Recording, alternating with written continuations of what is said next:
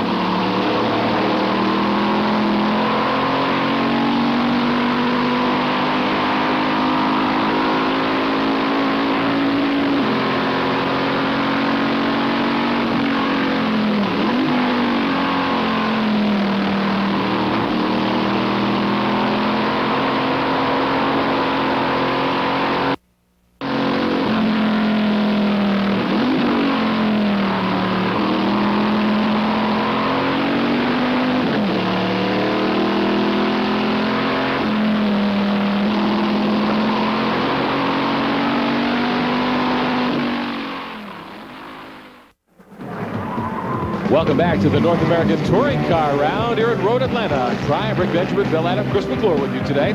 Willie Lewis and Joe Varde have really been staging a great battle. Lewis is back in front.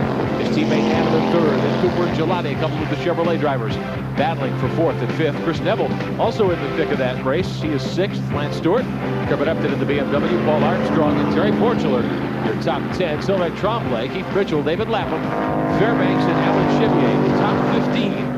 As we are at the about 2/3 point of the event here this afternoon. You recall at the top of the broadcast we explained how this series has now been divided up. These are the former World Challenge B cars. Here's how Willie Lewis got the lead back just moments ago inside of Joe Varde. Once again, we saw Joe really get the car wide on the exit of the corner that comes out of the straight.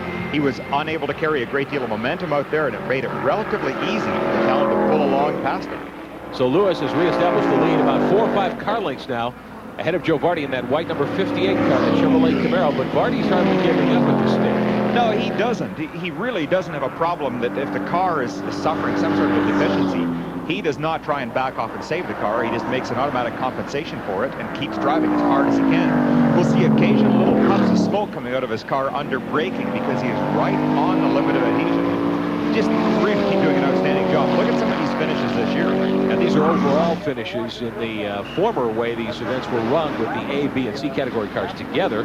So Varde with a good run a couple of weeks ago. Up in front here, second place finish in that 58 car. Willie Lewis continues to be your leader. Lewis, a guy who's put together a good set of finishes this season as well. Behind. Chris McClure is on pit road for us today with a comment. Myron Cottrell owns Joe Varde's car. We had talked about earlier with some other folks about his tires. Does he have any left to mount a counterattack against the front? Well, I think what Joe was doing was backing off a little bit, cooling his tires, and letting the Eagle show some strength. and I think you'll see him charge up the front now. Does he have anything else to say about the car? It seems to be very strong and going deep into the corner. Well, you know, we got the Brembo brakes on it, which were allowed by SCCA this year, and it's really taken a lot of expense out of racing for us because it's an easy brake to maintain. You know, the rest of the car is products that I make through TPI Specialties, and just a place we can showcase our talent. And Joe Varde certainly showcasing what that car can do here this afternoon. He's led much of the afternoon. Now he's sitting in second spot with a handful of laps to go, trying to find a way to get up on Willie Lewis's back bumper and perhaps make a move with a few laps left. You know, I don't know if I tend to believe him saying that Varde is backing off, because I still see this Camaro is using up a heck of a lot of track. Watch as he goes through the corners, and he really goes from curb to curb, up on the curbs, not just using the black part of the pavement, but up on the checkerboard. Third place there, Neil Hanneman, number 32 car. Neil is just, he's been very quiet today. He has, but he was very long. Will Adam, Varde ran into problems quick. The same lap, all of a sudden, watch inside the car, you will see Joe Varde signal people to go past him because his car is overheating. He has driven the wheels off that car. Look at his hand right there telling the competition to go by. And there we see Varde's car at the exit to pit road where he pulled off out of harm's way. And that left the race in the hands of Neil Hanneman in car number 32. Hanneman, who has